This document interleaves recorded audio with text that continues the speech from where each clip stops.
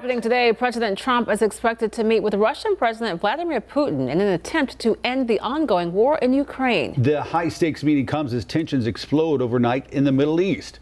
NBC's Alice Barr is catching us up this morning.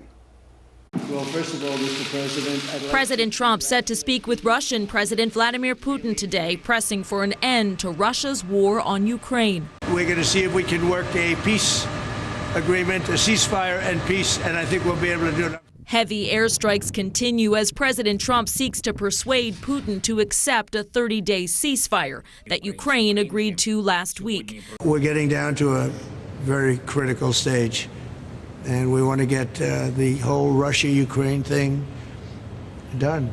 It comes as Israel began launching extensive airstrikes against Hamas targets in Gaza overnight, killing more than 250, according to health officials in the Hamas-run territory. Israeli officials accusing Hamas of failing to return hostages as part of a fragile ceasefire agreement and vowing to act with increasing military force. Israel will not stop until all of our hostages are back home. The White House says the Israelis consulted Trump officials about the attacks. That as the Trump administration is defending against new criticism of its deportations of more than 130 alleged Venezuelan gang members to a prison in El Salvador under a rarely used 1798 statute that does not require due process during wartime. And despite a federal judge's order to halt the flights that the White House claims came after the planes had left U.S. airspace.